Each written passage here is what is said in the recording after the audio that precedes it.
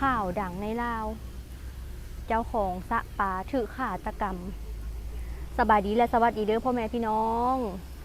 มื้อนี้ก็มีข่าวอยู่ในลาวเฮานี่สิมาเล่าสู่ฟังเด้อพี่น้องมื้อนี้ค่ะก่อนที่มาเล่าเนาะก่อนที่เข้าเรื่องน้องโตเกียวกับสิมาเฮ็ดอันแนวอยู่แนวกินเด้อพี่น้องจะมาเล่าสู่แม่ว่าเพิ่นพังเรื่องข่าวนี่ค่ะแล้วก็สิเล่าสู่พี่น้อง FC ฟังเลยพี่น้องเอ้ยเป็นอุทาหรณ์เนาะแม่ว่าเพื่อเอาไว้ป้องกันตัวพี่น้องเอ้ย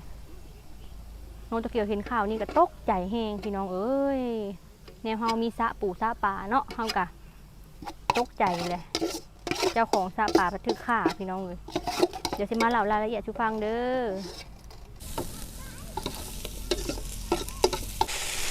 ขั่วหอมเจียวแล้วน้องโตเกียวกับเสียวไก่ลงไปลวนเนาะพี่น้องเห็ดเมนูข้าวต้มไก่มื้อนี้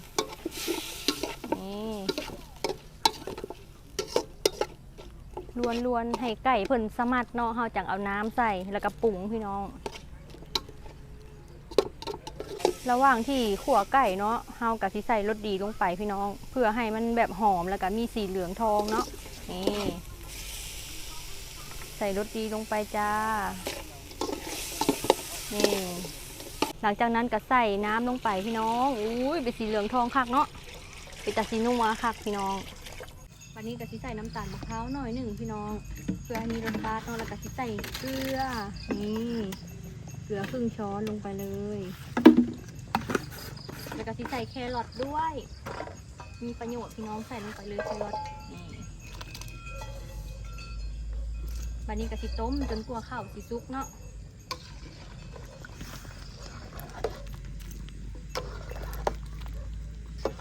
แล้วพี่น้องวันนี้เอามาตักข้าวต้มให้บะหมี่กันก่อนเลยแม่ว่าตักไปให้เพิ่นแล้วเนาะพี่น้องวันนี้แม่ว่าเพิ่นนั่นเป็นวัดเพิ่นเลยอยากกินหัวหมูเพิ่นว่ะนี่ตักข้าวต้มไปเลยบะหมี่พ่อบอกพ่อก่อนไม่ยินให้เติมพ่อก่อนอ้าวใส่ขิงเลยนี่หอมขนาดหอมขิงเนาะใส่ขิงโห้ยหน้ากับอันพักซี่ใบเลื่อยพี่น้อง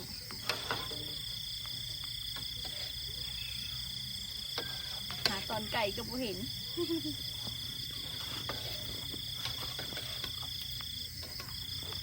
ข้าวพริกน้องพี่น้องมันอยากหลายกะข้าวแบบนิดหน่อยหนึ่งก็นี้ใส่เลยใส่ขิงเลยเอาไหมใส่ขิงกับซีใบเลื่อยพี่น้องใส่ลงไปแล้วก็ใส่พริกแล้วถุงต้มเรียบร้อยแล้วพี่น้องนี่น้ำปลาอีกนิดนึงใส่แล้วมีพอแล้วมันสีเข้มนี่เรียบร้อยแล้วพี่น้องสบายดีเด้อพ่อแม่พี่น้องสบายดีพี่น้องมากินข้าวต้มน้ำกันพี่น้องข้าวต้มฮ้อนๆพี่น้องใครจะว่าค่ำลงมาแล้วนะอากาศมันบ่ค่อยฮ้อนแต่ไหนเนาะอากาศเย็นแล้วพี่น้องตะเวนตกดินก็คืออากาศเย็นสบายเนาะกินข้าวต้มไก่มื้อนี้พี่น้องเลยหอมแม่ว่าเพิ่นอยากได้ก็เลยต้มแล้วเพิ่นน่ะกินอยู่ในพี่น้องเลยเพิ่นเป็นวัดเพิ่นบ่อยากไกลลูกเนาะยันลูกติดเพิ่นว่าน้ำซุปก็อาบน้ำยังบ่แล้วพี่น้องมาต้มก่อนกินก่อนเพราะว่าใช้เวลามื้อนี้ค่ะมีเรื่องที่มาเล่าสู่ฟังเนาะพี่น้องก็คือเป็นข่าวดังอยู่ลาวแล้วก็เป็นข่าวที่แต่ว่าสลดใจว่าซั่นๆเนาะเฮาน่ะเห็นแล้วแบบเฮ็ดหูพี่น้องเลยเป็นข่าวที่จะสิมาเล่าสู่ฟังเนาะก็คือมีคนโจรขโมยเนาะ2 คนมาขโมยปลาอยู่ซะพี่น้องอยู่หนองซะเนาะและบัดนี้เจ้าของบ้านเพิ่นน่ะเป็นลูกเจ้าของบ้านเนาะ3 คนแล้วเพิ่นไปให้อาหารปลาเกลืออาหารปลาพี่น้องแต่พอดีเห็นโจรนะเพิ่นมาขโมยปลาพอดีโจรเลยคิดว่าถ้าเจ้าของบ้านเห็นหน้าโจรแล้วนะโจรน่ะสิบ่รอดเนาะแปลว่าอาจจะเข้าคุกเนาะอาจจะแจ้งตำรวจแล้วให้มาจับโจรและบัดนี้โจรนะฆ่า3 พี่น้องที่ไปเกลือปลาเนาะทิ่มพี่น้องฆาตกรรมบด3 คนเลยแล้วก็เอาไปพังแบบพุดคุมพังเลยได้พี่น้องแล้วบัดนี้เป็นข่าวที่แบบพี่น้องบ่อยากให้เรื่องแบบนี้มันเกิดขึ้นเลยนะวันนี้เลยทางอันพ่อแม่เพิ่นนั้นแม่นอันพกอาวุธเลยพี่น้องพกอาวุธแบบติดบ้านไว้เนาะเป็นแบบพกปืนเนาะพกปืนดีแต่ว่าพ่อเพิ่นมีปืนแล้วเอาไปไล่ยิงโจรพี่น้องเพิ่นนั้นเกือบบ่รอดโจรนะอันได้ว่าหลังจากที่เอาไปฝังแล้วพ่อเพิ่นก็สืบนำหาลูกเนาะ ก็เลยถืออาวุธนี่ไปนำหาลูกมันแบบว่าอันบ่ดีแล้วหั้นนะไปนำหาลูกแล้วเอาปืนยิงโจรหั้นนะเสียดหัวน้อยหนึ่งพี่น้องเกือบตายแล้วก็พอดีแจ้งข่าวตำรวจแจ้งตำรวจเพิ่นแจ้งตำรวจแล้วก็ตำรวจมาจับได้เนาะพี่น้องโจร2 คน คันยิ่งโจรตายก็บ่มีความผิดพี่น้องเพราะว่าโจรนะมันอันเข้าไปในพื้นที่ส่วนบุคคลเนาะ แม่น ส่วนไม่ว่าเจ้าของบ้านก็มีสิทธิ์ป้องกันตัวเป็นเขตของเฮาหั่นนะเนาะ บ่ผิดได้พี่น้องถ้าว่าเฮายิงเพราะว่าโจรมันเข้ามาในบริเวณหัวที่เฮาออมไว้เป็นที่ดินส่วนบุคคลเนาะทางเฮาสิยิงก็บ่ผิดเนาะ แล้วก็คนที่เข้าไปในดินของคนอื่นน่ะเนาะ แม่น ควรสิคิดระมัดระวังตัวเนาะเพราะว่าอย่าง แม่น เพราะว่ามันก็บ่คุ้มดอก เพราะว่าทุกมื้อนี่ค่ะเขาเจ้าก็มีอาวุธป้องกันตัวเนาะ แม่น แต่ว่าเขาเจ้าแบบรู้สึกแปลกๆมีอีหยังคนเข้ามาในพื้นที่บางเทื่อเขายิง แม่น ยิ ยิ ง ง ใส่ เลย ส ได้ ไตล์ พี่ ทิ่ น้ ม อง ซื่อๆเนาะ แม่นแล้ แม่ วน ถ้าเข้ามาเลในพื้นที่ดินของคนอื่นเนาะบ่ว่าสิเป็น แม่น ไปขโมยปลาขโมยหยังก็ ข อย่า โมยหยังก็อย่าเขาเจ้าป้องกันตัว แม่ เขาเจ้ายิงตายเขาเอ้า ไปเข้าไปในพื้นที่แบบที่เขาแบบอ้อมหัวไว้อะนะพี่น้อง อืม เขายิงบ่ได้ผิดใด อืม เนาะ แม่เห็นบ่ในข่าวไทยตอนนั้นค่ะ แม่น โจรขึ้นไปขโมยของอยู่บ้านเลยเขาเจ้าถึกเขาเจ้ายิงตายเลย ยิง ตาย เลย คาบ้านเลย แบบนั้นแหละแม่นสมควรแล้ว แม่นเขาเจ้าป้องกันตัวเนาะ คือเพิ่นเว้าหั่นแหละคันเฮาบ่ยิงก็เฮาแบบป้องกันตัวหั่นนะ อืม เขาก็ยิงเฮาต้องยิงเลย อืม เขาว่าเจ้าของบ้านหั่นน่ะเนาะ แม่น ป้องกันตัวเพิ่นว่า เฮาบ่ต้องย้านเลยเพราะว่าเฮาเป็นเจ้าของบ้านเนาะ แม่น เฮามีสิทธิ์เพราะว่าเป็นดินดอนตอนหญ้าเฮาเอง อืม แต่ก่อนสิเข้าไปในดินของไผอะต้องได้รับอนุญาตก่อนเด้อพี่น้องเลยบ่เข้ามาสุ่ม4สุ่ม5เนาะ อืม คือนงน้อยเองเนาะพี่น้อง ได้ไปเอางัวอยู่วางนั้นเนาะ อืม ตอนนั้นนะ อืม ประมาณมื้อซุ้มเนี่ย อืม นงน้อยละเห็นบุคคลปริศนากำลังถอดหัวเฮาอยู่พี่น้องเลย กำลังแบบ กำลังถอดหัวเฮาออก ถอดรักหัวไหมที่ว่าเฮาแซมหัวนะ คล้ายๆกับต้องการที่จะมังหัวเฮาเพื่อให้แด้เข้ามาเนาะแด้งัว ตอนนั้นก็งัวโดดเข้าหัวเฮานะพี่น้องพากันไล่งัวงัวเพราะว่าหัวเฮาเท่เด้ อืม มีคนน่ะไปตัดหนามักจับของเฮาพี่น้อง ที่เฮาใส่ตะนางแล้วเอาหนามักจับแซมเทิงแล้วก็แซมลุ่มตัดหนามักจับแล้วก็เงิงตะนางขึ้นให้แบะเข้าเนาะแบะก็เข้าได้แต่แม่ว่าเพิ่นไปเลาะเบิ่งน่ะก็เห็นห้อยคนตัดพี่น้องเลยเนาะ คือเรื่องลักป่าอยู่หนองเฮาเลยพี่น้องท่านว่าเข้ามาสุ่ม4สุ่ม5เนาะแบบคือเฮาสิเอาปืนยิงกะเฮาบ่ผิดได้พี่น้องเลยคือมาลักป่าเฮานั้นลักตลอดเลยคือเต่าทุกไปถ่ายนั่นแหละ แม่ เห็นหลักฐานจนว่าบุเข้ามาจนแปลนเพิ่นเนี่ย กลา น่าง คืนเฮาเยืองมึงตลอดเลย เพิ่นน่าสิคิดว่าเฮาน่ะบ่ฮู้เนาะแล้วก็แปลว่า น่าจะบ่มีอาวุธ แต่ที่จริงก็มีดอกอาวุธพี่น้องเลยให้เห็นจะๆก่อน ยิงปังรถ อืม บางเถื่อเนาะหมาเห่าหลายกะแม่ว่าเพิ่นสิให้หลานเนาะหลานชายเพิ่น อืม มานอนมานอนจอบพี่น้องหลานชายเพิ่นมานอน ชาย จอบ กับ ส ไป อง ย่า ค ง น สำรวจพี่น้องสำรวจอยู่หนองแหละ แม่น สำรวจแล้วก็ สำรวจเยืองโคมึงนะต ให้ ลอด เอาอาวุธป้องกันตัวได้พี่น้องแบบว่า เพื่อความปลอดภัยเนาะ แม่น หลานชายเพิ่นก็เป็นทหาร แม่น แบบว่าเข้ากับฮู้กฎหมายบ้านเมืองนะพี่น้อง และที่สำคัญก็บ่ต้องไปบุกรุกพื้นที่ของไผเด้อพี่น้องเพื่อความปลอดภัยเนาะ คือเห็นอีกข่าวหนึ่ง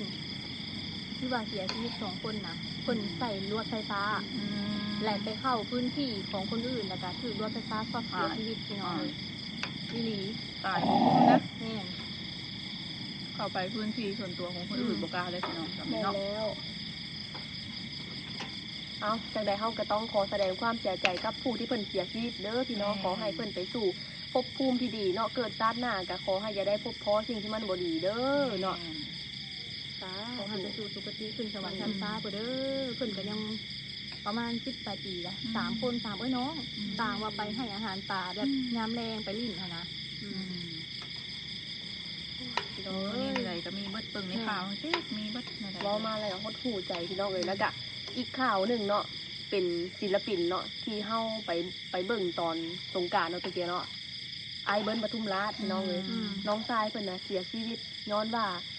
อันมีคนเมาหย่าอะไรก็มาทำร้ายเนาะ อืม มาทำร้ายน้องชายเพิ่นจนว่าเสียชีวิต หลังจากที่ทำร้ายแล้วเนาะเพิ่นก็เอาศพนะไปทิ่มลงน้ำพี่น้องเลยแบบทารุณกรรมเป็นตายอีตนอะไรพี่น้อง ฆาตกรรม ฆาตกรรม กรรมบ่ คือไอเบิ้ลปทุมราชเพิ่นจะออกมา แจ้งการว่าน้องเพิ่นเสียแล้วเนาะพี่น้องทางเฮากะขอแสดงความเสียใจกับไอ้เบิ้ลปทุมราชหลายๆเด้อเนาะ ขอให้น้องเพิ่นไปสู่สุคติเด้อ เป็นเรื่องราวเศร้าๆ เรื่องมื้อนี้บ่มีไผอยากให้เกิดขึ้นพี่น้องเอ้ยเนาะ แม่น แต่กะขอให้จับคนร้ายได้ไวๆพี่น้องเอ้ย แม่นอยู่ไทยเพิ่นจับได้ง่ายนะจับได้ไวเพราะตำรวจไทยน่ะเก่งแฮงพี่น้องเอ้ยแต่ว่าเฮายอมรับเลยเพิ่นเก่งแฮงจักข่าวอหย่างนะที่เฮาตามข่าวอ่ะเพิ่นก็จับได้ที่ว่าอันชายหนุ่มนะหายตัวไปปริศนาประมาณ1 เดือนแล้วไปเป็นศพ ขังศ ถู พ กฝังอยู่ในดินประมาณ1 เดือนตำรวจเพิ่นก็นำหาจนเจอถือว่าเก่งแฮงเนาะพี่น้อง คือเฮานี่กะไปใส่มาใส่ก็ให้ระมัดระวังเนาะพี่น้องเพราะว่าคนเฮานะฮู้หน้าบ่ฮู้ใจเวลาที่แบบคือแต่ก่อนนะก็มีได้พี่น้องคนแบบมาเพี้ยนพานอยู่แถวนี้แหละเนาะหมาก็เห่า นี่เพื่อนหนึ่งพี่น้องน้องโตเกียวค่ะอยู่เพื่อนเนาะหมานะเห่าคือตอนเช้าได้หนูเลยโจรนะมันสิมาส่วงเช้าคือที่เราไปฟัง2 เคสเนาะมีในหมู่บ้านเฮานี่เองมี2 คนขับรถมาแล้วมันนั่งในต้นท้องในเตียงตอนเช้ามีหมาเห่าน้องโตเกียวก็เลยออกมาส่องเบิ่งเพิ่นก็เห็นน้องโตเกียวแล้วก็นั่งน้อยนึงแล้วก็ไปเลยพี่น้องเป็นโจรเพราะว่าอย่างเพราะว่าน้องโตเกียวเนาะมังเกี่ยวหญ้าดูตอนนั้นนะพี่น้องก็มีโจร2 คนคือกันนั่งอยู่หน้าห้านเลยอยู่หน้าวัดนะพี่น้องตอนเช้าเพิ่นปิดห้านแหละแม่เพิ่นเนาะยายสมคิดน่ะอยู่คนเดียวและคนหนึ่งน่ะนั่งเฝ้าอยู่หน้าห้านและอีกคนหนึ่งน่ะเข้าไปหายายอยู่ในเฮือนเลยนะพี่น้อง แม่นแล้ว อยู่หน้าวัดนะและยายเพิ่นว่ามันไผว่าเพิ่นว่าหลานเพิ่นมาหายายค่ะตาบ่เห็นหูนะพี่น้องขนาดตอนเช้าเด้ค่ะเพิ่นเฮ็ดให้คนบ่สงสัยก็มีโจรนะเขาสิคิดว่าแบบมันสิเข้าบ้านแต่กลางคืนเนาะและปานนี้แล้วเพิ่นเข้าตอนเช้าเลย ตอนนั้นเราบ่ได้เลี้ยงหมาเด้เรา บ่ เลี้ ได้ ยง เลี้ ท ยงห หา าร แม่นได้ว่าเพิ่นทัดตาบ่เห็นหูเนาะเข้าไปหาอยู่ เฮา ใน น่ะ เมื ไป อง ถามโจรมือนั้นนะ ตัวเดียว เพิ่นน่ะเปิดร้านขายของซ้ำแหละมื้อนั้นเพิ่นบ่ได้เปิดร้านน้องนวลแล้วถามโจร เพิ่น ว่า คิดอันไปออกบ่ได้เปิดร้านบ่วะตรงนั้นถามนี่แหละเพิ่น ถาม ก็ โจร เพิ่นก็ก้มหน้าแล้วเพิ่นก็เว้าแบบนี้แหละแล้วน้องน้อยก็เลยเลี้ยวเข้าไปข้างในเอ้า คิดว่าหลานเพิ่นมาหา เฮาไปถามโจรมี หุ่นน่ะอวบๆหน่อยหนึงแบบ เดี๋ยวต้อง บ่ต่ำแล้วก็บ่สูง มึนอยู่ บ่ต่ำแล้วก็บ่สูงหุ่นนะแต่ว่าบ่เห็นหน้าชัดเจน เพราะว่าเพิ่น เพ ใส่ ราะว่า หมว เพ ก ราะว่าเพิ่นนั้นปิ่นหลังอะนะปิ่นหลังออกถนนแล้วเฮามาแต่เกี่ยวหญ้าอะไรเงี้ยพี่น้อง ยังดีที่เพิ่นบ่ทำร้ายคุณยายคนนั้นเนาะ แม่น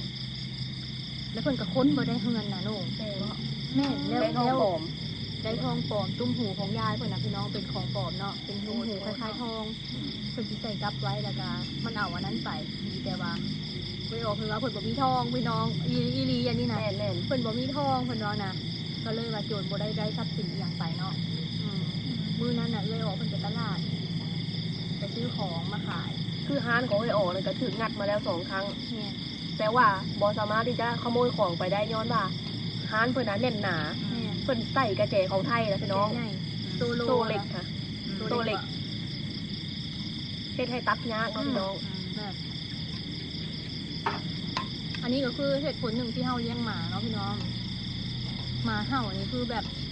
ใส่มาก็เห่ารถ แม่เฮาก็สิให้ มาได้กลิ่นคนไวนะ ไปสำรวจเบิ่งเลย เสร็จแล้ว เดี๋ยวนี้เพิ่นก็เลี้ยงหมาแล้วเลยอ๋อก็ปลอดภัยคนมามันจะเห่าพี่น้อง แม่น อันนี้ถ้าบ่เลี้ยงหมาถ้าโจรมานี่เฮาบ่ฮู้เมื่อนะเนาะก็สิประมาณนี้เลยพี่น้องมื้อนี้นะข้าวต้มก็กำลังอุ่น คือ FC ก็สิถามเนาะว่าแม่ว่าเพิ่นไปไสเด้เนาะแม่ว่าเพิ่นน่ะบ่สบายพี่น้องเพิ่นเป็นหวัดเนาะ ๆแม่น เพิ่นบ่อยากมานั่งห่วมลูกยันลูกติดหวัดนํ คนย่างมาชองมึงรู้ว่า เพิ่นว่ายังบ่เข้าไปอยู่บ่ เฮาน่ะตักใส่ถ้วยให้เพิ่นก่อนแล้ว แล้วก็ปรุงให้เพิ่นอร่อยแล้วพี่น้องเลย แม่ เนาะ นเอาพี่น้องสำหรับคลิปนี้เนาะอ้าวแม่ว่าบ่อิ่มพี่น้องมาเติม เด็กเอ้ยเบาแล้ว แม่ว่ามาเติม อร่อยหรือเปล่าแม่แซ่บบ่ เพราะว่าแม่เพิ่นอยากกันเลยอันนี้นะ น้องน้อยบอกว่าแม่ว่าคันยังบ่เศร้าแล้วไปหาหมอเด้อมื้ออื่นวะแม่ว่าแม่บ่ได้เป็นไข้เนาะแม่เป็นหวัดซื่อๆเพิ่นว่า แม่พอไหม คือไอฝุ่น ปาดนุ่ม ฮะ แม่บอกว่าเอาเต็มถ้วย อ๋อแซ่บอหลีได้อพี่น้อง แต่ว่าเพิ่นยังฮ้อนอยู่เฮาเลยกินท่านบ่ปานใดเนาะ โอเคจัดไปเลย ใส่น้ำปลาหน่อยหนึงเพื่อความกลมกล่อมพี่น้องเลย เอามาให้แม่หน่อย ยันแม่กินโบเบิร์ต เราอยู่ให้แม่ แม่ เย จั อะ บ หน่อย หน่อยหนึง จับก่อนเฮาใส่น้ำอันนี้ใส่ ใส่มะนาวนิดนึงพี่น้องเพิ่ม เม็ด ความ ใส่บ ใส่ขิง มะนาว ใส่ ค่ะ ขิง แม่ใส่มะนาวนิดนึงขิงใส่นิดนึงเนาะ ถ้วยขิงเอาไปใส่ละ อ้าวใส่ขิงมาเลย คือเดี๋ยวนี้ก็ อ้าว อันใกล้จะเปิดเทอมแล้วเนาะพี่น้อง เอามากะเทียมเลย มีอันครูอาจารย์ช่วยมาอยู่เฮาก็อุ่นใจเนี่ยพี่น้องเลยเนาะอยู่เป็นหมู่เป็นเพื่อนกันนี่แหละยามให้ยามหน้าคนก็มาอยู่ให้อยู่หน้าหลายช่วงนี้ ช่วงนี้คนกะขับไปผ่านมาตลอดกลางคืนเพิ่นกะเอาปลาบืนช่วงนี้นะพี่น้องเลย และอีกอย่างหนึ่งเนาะเฮาก็สิผลพาเขาเข้าเลยกะเดี๋ยวมื้อหน้าเฮาสิพากันไปทางป่าบ่อนที่อัน อืม แถวแคมป์หนองซ่าแหละพี่น้องเนาะเพราะว่าเวลาโจรมาโจรมันบ่มีตาทิพย์กับพี่น้องมันก็ต้องได้ไซโคมอยู่แล้ว แม่เห็นหมาเห่า เห็นแล้ว ก็แซบได้หมีเลย แซ่บ อะไร แต่ว่าเห่านะค่ะจะเล่าเรื่อง อืม คือฟังพี่น้องเล่าข่าวคือฟังจังใดก็เห่าขอแสดงความเสียใจนำเด้อพี่น้องสำหรับคลิปนี้เนาะโนตเกียวกับที่ได้จบคลิปไว้เพียงเท่านี้ฝากพี่น้องกดไลค์กดติดตามกดแชร์เด้อและที่สำคัญบอกกดขามโฆษณาเนาะพ่อแม่พี่น้องสบาย สบาย ดี ดี เด้อ สบายดีพี่น้อง บ๊ายบา บ๊ายบาย ย